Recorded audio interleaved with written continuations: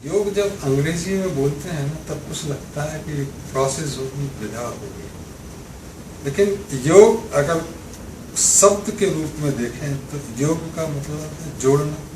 बहुधा यही समझ में नहीं आता कि टूटा हुआ क्या है, किसको जोड़ना, या नहीं भी पता है कि क्या टूटा हुआ है, कौन सी चीजें हैं जिसको जोड़ना है, और कहीं जिसको जोड़ने की बात कर रहे हैं वो पहले से जुड़ा हुआ तो नहीं है, आप जबरदस्ती जोड़ने की बात कर रहे हैं वो पहले से ही पूरा है। तो योग 5000 वर्षों से पतंजलि के द्वारा पुनः परिभाषित होने के बाद दुनिया में कमोबेश उस दशा में नहीं है जिस दिशा में इसकी चर्चा। जितने करने वाले हैं उसमें से अधिकांश तो इसके व्यापारी ही हैं जो योग द्वारा पैसे कमा। कुछ लोग हैं जो इसको स्वस्थ या शारीरिक रूप से स्वस्थ बने रहने के लिए, क्योंकि ना वो घूम सकते हैं, इतने बड़े हो गए कि घूमेंगे तो 50 लोगों ने नमस्ते करेंगे, म्यूजिक सुनेंगे तो पड़ोसी जग जाएंगे या लोग कहेंगे कि अरे अभी भी ये एरोबिक्स करते हैं, इसलिए उनको एकांत में आसन करने होता है। इसी को कोई तो योग जितने मास्टर सिखाने वाले हैं, अगर उनसे पूछो कि वाकई में कुछ ऐसा है जो टूटा हुआ है या कुछ छूटा हुआ है जिसको जोड़ना है, तो वो भाषणों पे शुरू हो जाएंगे और नियम बताएंगे कि ऐसा ऐसा योग है। अगर योग सम है, जोड़ है, तो महत्वपूर्ण ये है कि इसकी प्राचीन अवधारणा और अवधारणा क्या है। तो सामान्य तरीके से जो समझाते हैं कि अंदर और बाहर को जोड़ना, आंतरिक मन और बाह्य जगत को एक जोड़ना।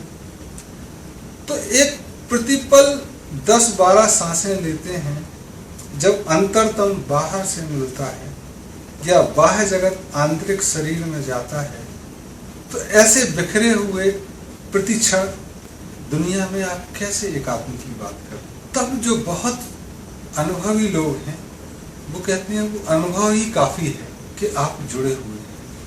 और जितने भी जुड़े हुए लोग हैं, चाहे वो महात्मा हो, फकीर हो, संत हो, वो कभी आसन करते हुए नजर नहीं। और आज जो प्रचार में देखने को मिलता है, वो जब भी योग की बात होती तो आसन की बात होने लगती है कि वज्रासन करो, सिंहासन करो, कपालभाति कर लो, या धोती वस्त्री नेति ये कर लो।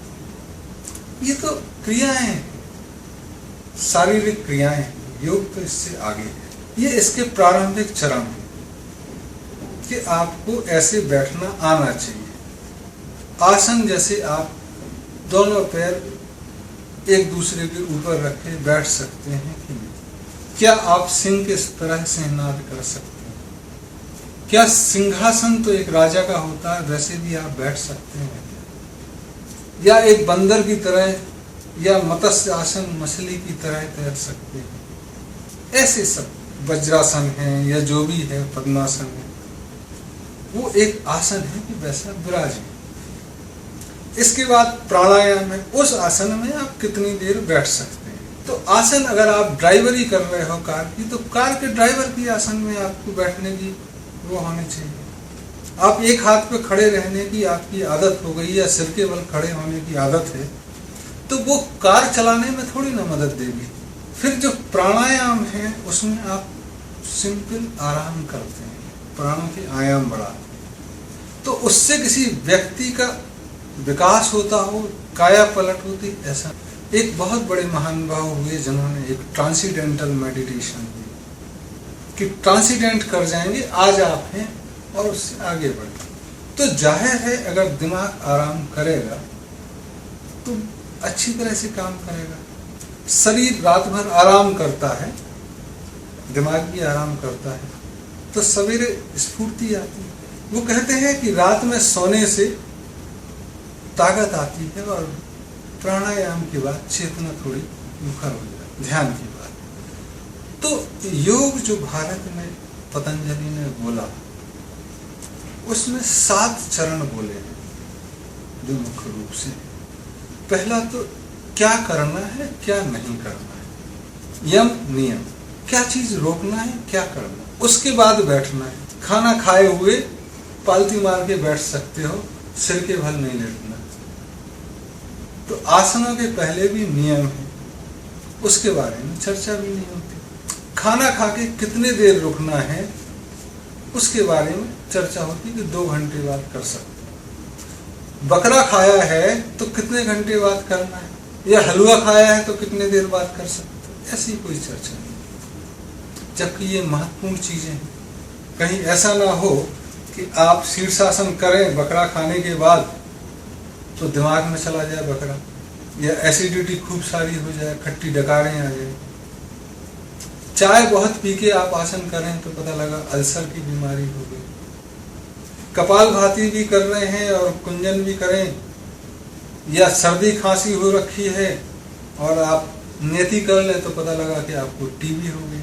तो यम नियम जानना पहले जरूरी है, या आहार प्रत्याहार क्या रोकना है और क्या खाना है, उसके बाद आसन में बैठ सकते हैं।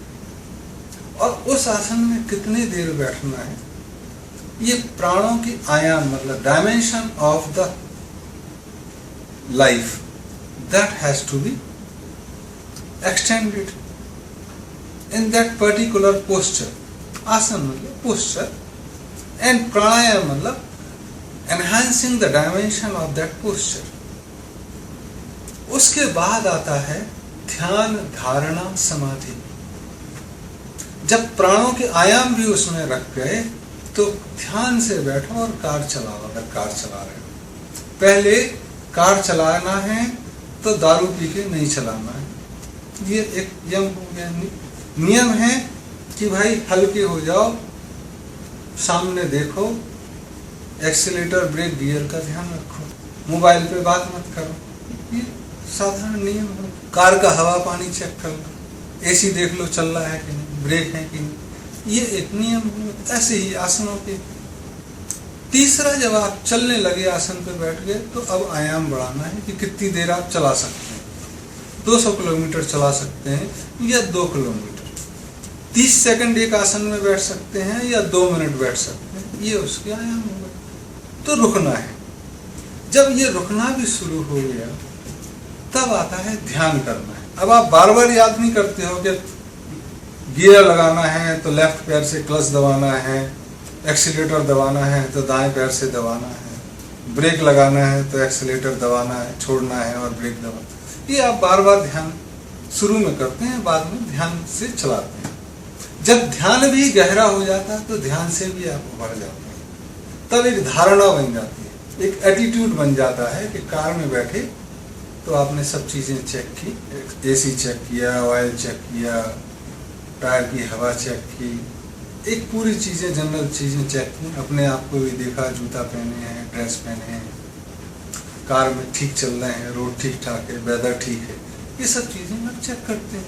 ये आपका एटीट्यूड बन जाता है, ध्यान नहीं है, ये अपने आप चीजें चलती हैं। और जब एटीट्यूड भी पक्का हो जाता है तब आप चाबी लेते हो, कार में जाते हो, सब चीजें ऑटोमेटिक हो जाती हैं, मशीन की तरह चलती हैं, तब आप समाधिस्थ हो गए, उसमें मुक्ति हो गई। तो यम नियम, आसन, प्राणायाम, ध्यान, धारणा, समाधि। समाधि के स्तर पर बैठे हुए आदमी को तुम कहो आसन कर लो, ठीक है भैया, आप भी ज्ञान दे जाओ,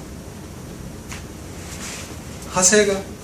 तो समाधि में पहुंच गए लोग आसन और तथाकथित योग नहीं करते, वो तो नाच लेंगे, गा लेंगे मस्ती में, कार भी चलाएंगे, गाते भी जाएंगे, मूंगफली भी खाते जा सकते हैं। उनके लिए कार एक न आसन, प्राणायाम, ध्यान, धारणा की चीजों से ऊपर हो गई। अब उनसे कहो कि योग करो, जो समाधि के स्तर तक पहुंचे हुए लोग, उनसे कहो योग करो, तो बोले क्या बेकार की बकवास लगा रखी है, सांस लो, पैर उठाओ, पैर नीचे करो, हाथ उठाओ, हाथ ऊपर करो, पेट ऐसे करो, ये सब नौसखियों के लिए है। सवेरे उठाओ, जाओ, नमाज पढ़ो, अरे दिन भर नमाज चलती है, तो कुछ पढ़ने की जरूरत नहीं। तो अगर किसी फकीर को बोलोगे कि अच्छा नए हो, ठीक है कर लो, तो वो लोग जो हैं वो नाच सकते हैं, गा सकते हैं, मस्त हैं, उनको इन चीजों की जरूरत